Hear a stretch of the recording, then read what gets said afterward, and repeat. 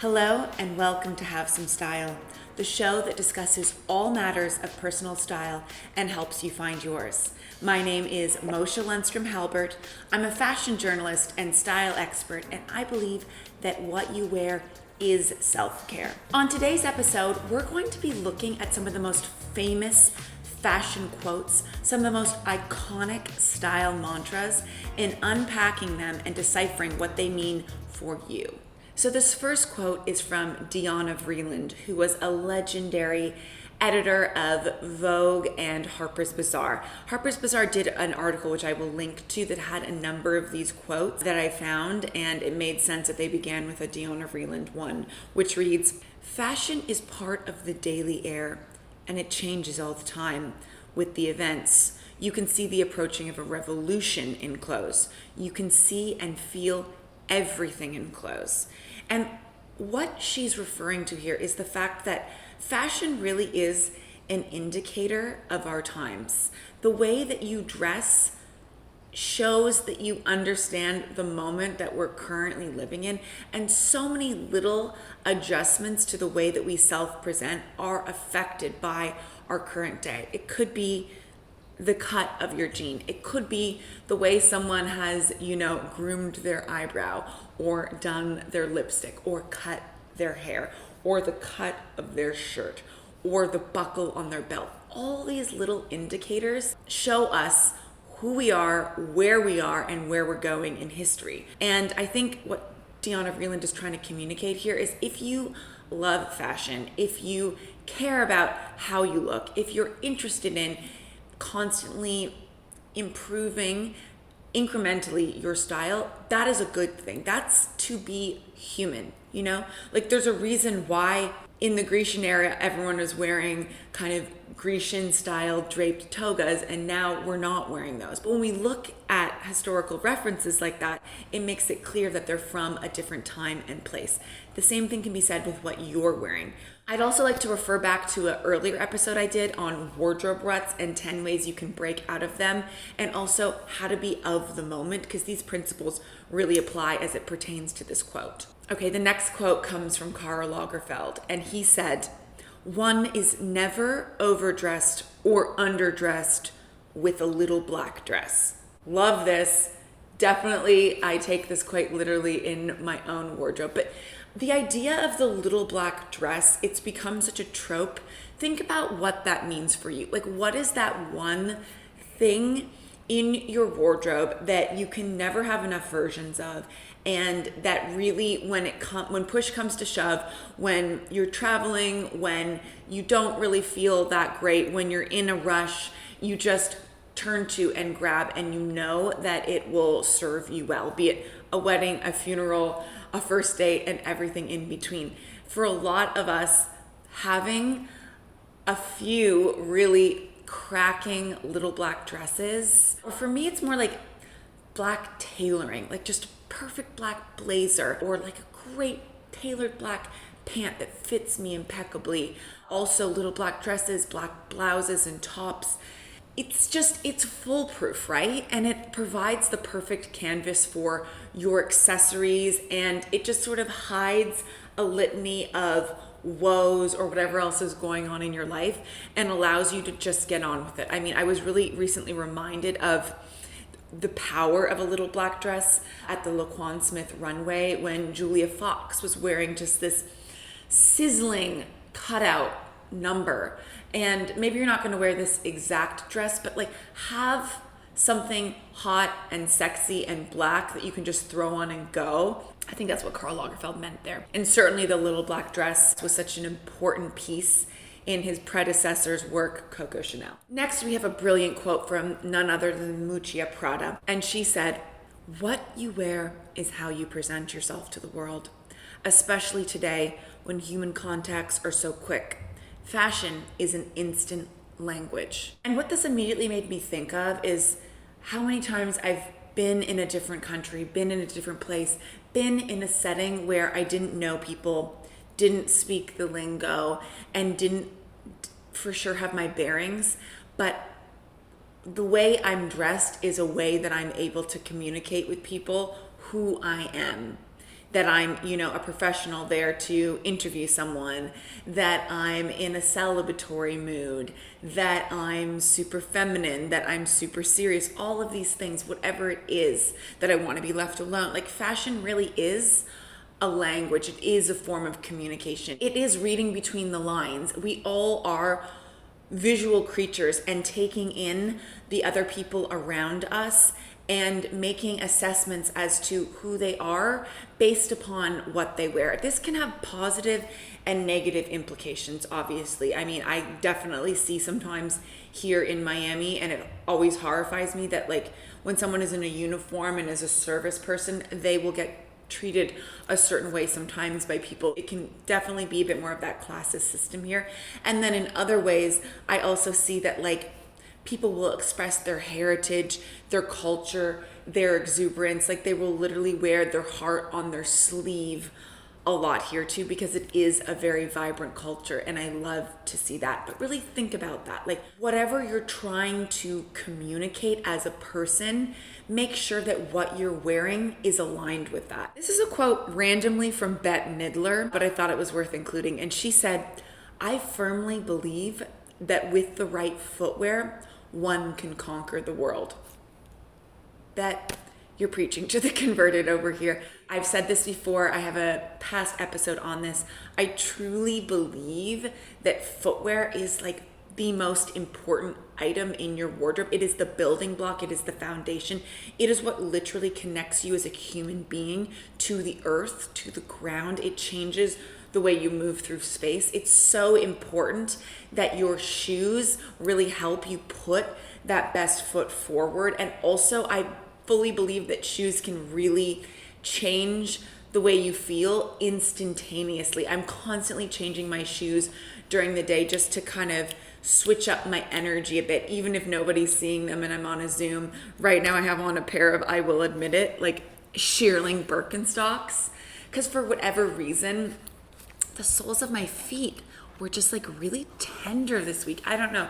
I think I was doing too much standing, or you can go do like those reflexology maps, either have it professionally done or just pull a map up yourself. Here's an example of one, and look at your foot. If there's certain parts that are tender, it might tell you, oh, I got to lay off the wine this week. My liver is a little tender and sore. But I truly believe that like our feet and footwear are just very, very, very important to who we are and how we set forth and stand in our power in the world. So this is a great quote from Edith Head, who was one of the most prolific costume designers in Hollywood during the silver screen era, dressed everyone from Grace Kelly to Audrey Hepburn to Fred Astaire, worked on so many of our favorite classic silver screen films. She said, "You can have anything you want in life if you dress for it." Let that sink in. You can have anything you want in life if you dress for it.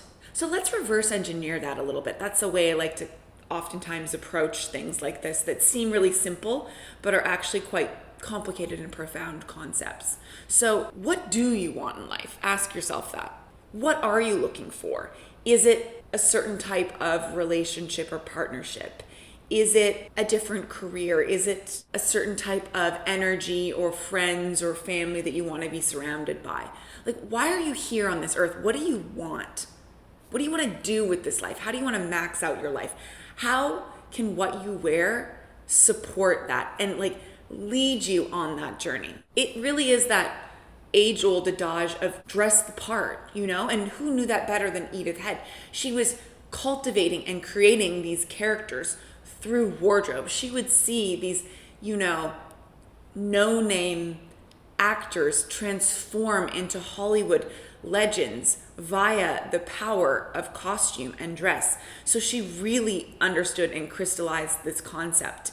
And think about what that means for you. How can you like show up and transform and play that part in your own life? Be that lead character through what you wear. This is a funny quote from Carrie Bradshaw, the character that Sarah Jessica Parker plays in Sex and the City. And it goes, "I like my money right where I can see it, hanging in my closet." Now, We also saw in later episodes of Sex and the City that this was often to Carrie's detriment because she didn't have, a lot of savings or security or fallback.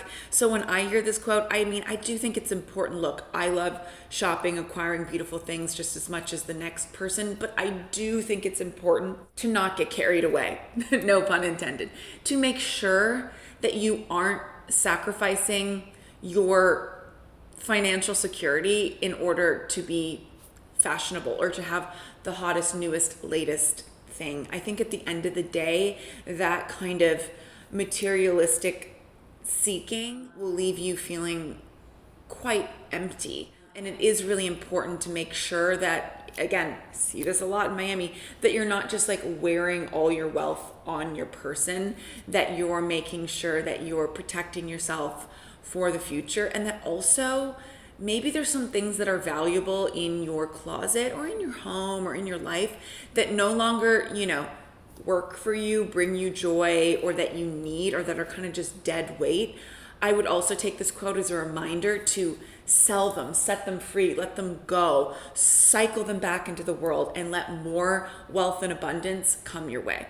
Less is more. Have less, but have better. The next quote is from the late, great Alexander McQueen. And he said, "I think there is beauty in everything.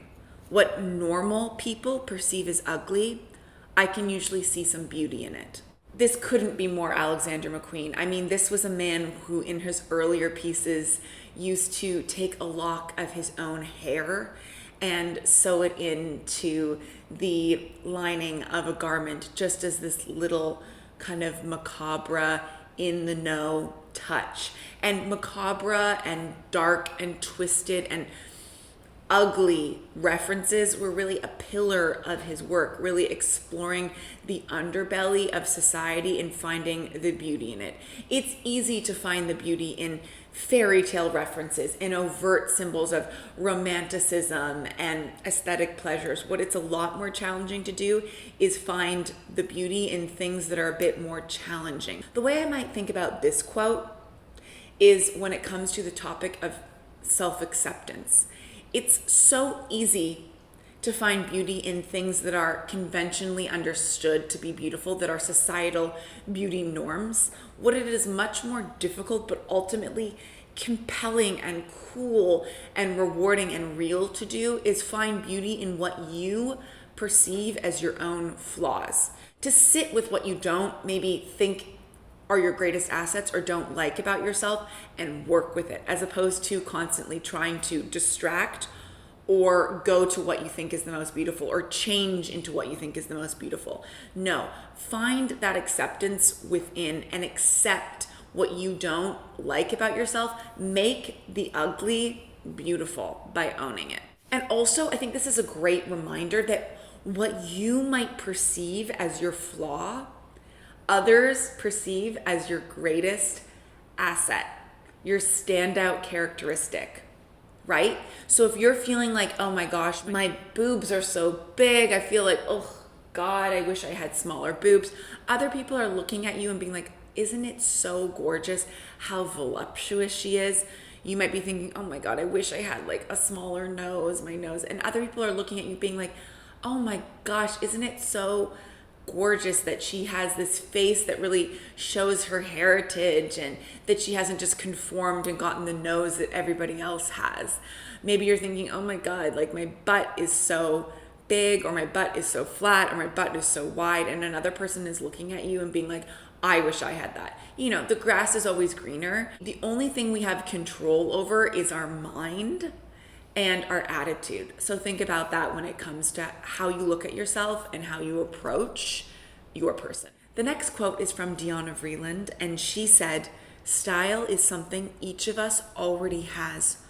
All we need to do is find it." And what I take from this is your style is already within you. Your style is an amalgamation of where you're from, who you are, how you were raised, the people that you're surrounded by, the multimedia and artistic and cultural references that inspire you. All of these things are within you very, very, very naturally. And what Diana Vreeland is meaning here, I believe, is you need to almost extract, you need to excavate from yourself your style. Your style is not what somebody else is doing and taking that reference and trying to apply it to you. Your style truly is an amalgamation. It's this tossed salad with all these different ingredients of different, bite sizes that make up who you are, and each forkful is a little bit unique. Your style resides within you, and the more yourself you can become, the more little bit of salt you can add to it, the better you will feel and the better energy you will project. The next quote is from the late photographer Bill Cunningham, who was renowned for his street style shots for the New York Times.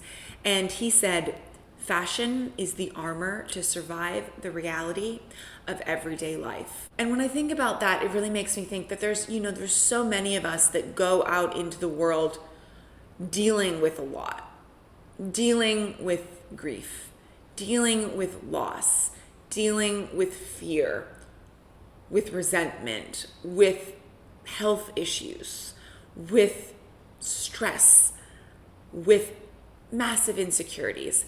And fashion, not even fashion, clothes, style, it can really be a tool to just give you that armor. And I've spoken about this in a previous episode about really dressing from an intuitive place. It's really about asking yourself, what do you need in order to just exist in today's day and age when there are so many auxiliary external stressors coming our way? A lot of times when you see people out in the world and you might be inclined to judge what they're wearing, instead, and this is something I need to do as well, take a second and think, I wonder what they're going through and why they need to present this way. This is making them feel okay and like they can cope right now. The way we dress really is our protective armor. And that's why I also think coats, I've spoken about this so much, but they're so important because it really can be that shield literally against the elements. And also just, it makes you feel like a one and done, protected against whatever comes your way. This is one of my favorite Yves Saint Laurent quotes. And he said, "Fashions fade, style is eternal." You've probably heard that before, but it really begs repeating, especially in today's day and age where the fashion cycle feels just so rapid fire quick. It's important to remember that trying to hop on the latest trend and bandwagon is never going to get you to your ultimate destination. Your ultimate destination is true, authentic style. Wearing the same thing over and over again because you like it, because it makes you feel good, wearing things that you truly love, that's style. Fashion is just the seasoning that you might add on top of it when a particular dish needs it. But the bulk of the recipe, that's your style. So the next quote comes from actually one of my favorite ever fashion designers and people, and that's the late French designer Sonia Rykiel. I'm actually friends with her granddaughter Lola and have been lucky enough to attend Rykiel shows over the years. And Rykiel was one of the first fashion designers that I would invest in when my mom would take me to France when I was growing up, when she was attending the fabric shows. And Sonia Rykiel is very, very, very well known in France, not as much in North America, but I love her life story as well. She was really part of the French New Wave and ushered in this whole new era of women feeling empowered to not conform to super tight fitting clothing, and she revolutionized the fashion space with her knitwear. But she was always about women wearing what they want to wear and being sexy and smart and empowered. So this quote from her goes, "How can you live the high life if you do not wear the high heels?" And high heels, look, they're not for all of us, but I think what I take away from this is you need to elevate yourself every now and then. You need, I don't wear high heels every day, God no. But I know that every now and then when I strap on or slip on or buckle up into a pair of sky high heels, it does something to me. I step out into the world differently, more like I've arrived. It's a sense of occasion. What is that for you? What are those things in your wardrobe? And make an excuse to wear them every now and then to give yourself just that elevation and pep in your step. The next quote is from the rival of Coco Chanel, Elsa Schiaparelli, and she said, "In difficult times, fashion is always outrageous." We're in difficult times, people, and look around. The fashion is definitely outrageous. There's been lots of reports about how, like, when the economy is taking a really big hit or we're in a period of inflation like we are right now, that hemlines get shorter, and the better the economy is, the longer hemlines are. There's something to be said for that. I also think that, like, fashion is escapism, right? And so when times are really tough, when the world feels really dark, when things feel really uncertain, or just like they're swirling in this nucleus and we're just all wondering what is going on, oftentimes you'll see in fashion that it won't be a period of minimalism. We're certainly not in that now. It'll be a period of outlandishness and outrageousness and expressiveness and a return of the experimental and the avant-garde, which is actually a good thing. And I think that that's one of the silver linings when we're in more difficult times. You know, like, diamonds are built under pressure. Like, sometimes the worst circumstances can breed the best ideas. Sometimes a lack of resources actually is what inspires true creatives to come up with their best ideas and their most prolific works. Christian Dior had another quote supporting my shoe theory. He said, "You can never take too much care over the choice of your shoes. Too many women think they are unimportant, but the real proof of an elegant woman is what is on her feet." Sorry, Christian, that I'm wearing Birkenstocks right now, but I do think, and I touched on this in this other episode, but you can tell so much about a person, and I think it can oftentimes reveal little personality quirks via their shoes. If you can't afford any other high quality items in your wardrobe, make sure that you get the best shoes you can buy. Lauren Hutton, the supermodel, said this, and it really resonates with me. "Fashion is what you're offered 4 times a year by designers. Style is what you choose." So again, we're seeing collections now, it's more like 8 times a year from all these designers, and it's great to look at what's happening in current fashion on the runways. That's a great reference. I would argue way more inspiring and important than, you know, scrolling Instagram all the time and just seeing what influencers are wearing or have been gifted. Go on Vogue.com and look at the runways, but at the same time, filter that through your own lens, and what comes out the other end is your style. All those references, you might want to take it. You might see something on the runway and it reinforces, you know what?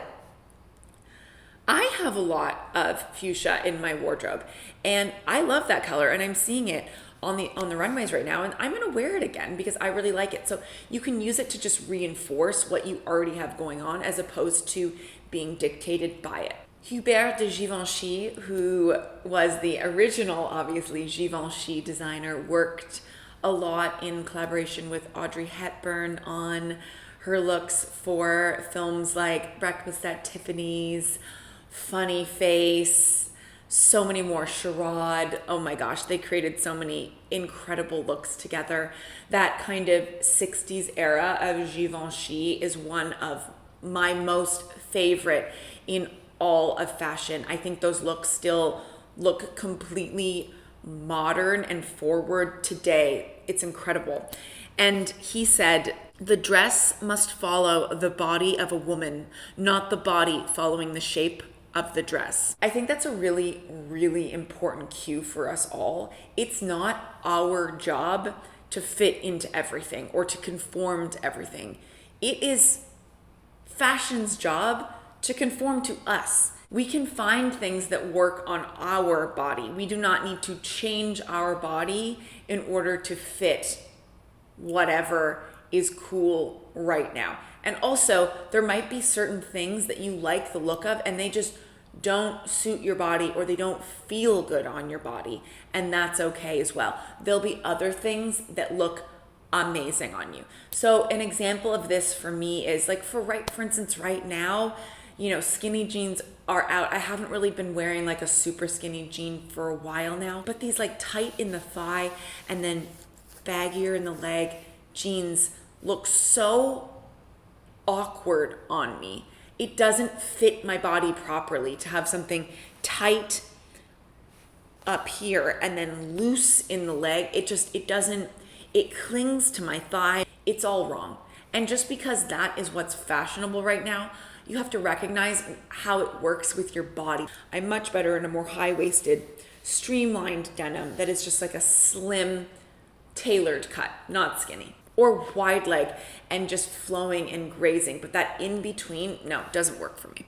And my last quote is from Iris Apfel, who I've met before through work, and she's just such a spitfire, so amazing, even in her, how old is she now? She must be close to 100. It's really incredible that she still has such a zest for life and still dresses with such vivre and spirit and style and exuberance. Just, God bless her. The world needs more Iris Apfel. And she said, "Fashion you can buy, but style you possess. The key to style is learning who you are, which takes years. There's no how-to roadmap to style. It's about self-expression and, above all, attitude." Self-expression and attitude. Your style is a way that you express yourself. Think about it more in that context as opposed to trying to be fashionable. That will happen naturally if you continue to be a person of the world, living in the moment, in the zeitgeist, which I spoke about in a previous episode. That'll all come together. But what she's really indicating here is self-expression. Like in the same way that an artist is taking to their medium, let's say it's a canvas, and expressing what's going on in their head on to that surface, the same thing can be said of your body. What is going on up here? What are you thinking about? Who are you as a person on the inside? How are you reflecting that in your exterior? And recognizing that that work takes a lifetime and it never stops. You might really come into your own at a certain stage in your life. That could be when you're a teenager. That could be when you're in your 20s, 30s. That might not happen till much later in life, but fully embodying who you are is what life is all about. And I think all of these people that I referenced today decided that they weren't going to conform to whatever societal norms were part of their era, that they were going to fully embody and create works that were a reflection of their values, their style, and just their ideas in their own head. And that's how they left a mark. That's why they're quoted here today. That's why they made a difference. That's why we still talk about them and look at references of them and are inspired by them, because they had the bravery, the confidence, and the chutzpah, which is one of my favorite Yiddish words. Feel free to use it. Chutzpah. It just means the guts, the grit, the intuition, and the instincts to be exactly who they are in their life. And that's something that I want for me and I want for all of you. Well, that concludes this episode of Have Some Style. I thank you so much for tuning in. I hope you feel motivated and inspired to go out into the world and live your life completely and confidently as yourself, and know that you do have great style, that you are an interesting, beautiful person, and you can have my full permission to dress the part in your own life with that main character energy. In the words of Marc Jacobs, clothes mean nothing until someone lives in them. Live in your clothes. Enjoy your life. The rest will take care of itself. Thank you so much for being here. If you liked what you heard, please like, follow, subscribe, comment, let me know what you'd like to see more of. We have some really exciting guests coming up. It's still a really small audience, and sometimes I do wonder, like, is anyone here? Should I keep doing this? Am I on the right path? I'm going to continue and keep going until you tell me to stop. So please tell me to keep going so that I get that little nudge in the right direction. I'm so grateful that you're here and that we spent this time together and that you feel better after joining me here. So Until next time, don't forget to have some style.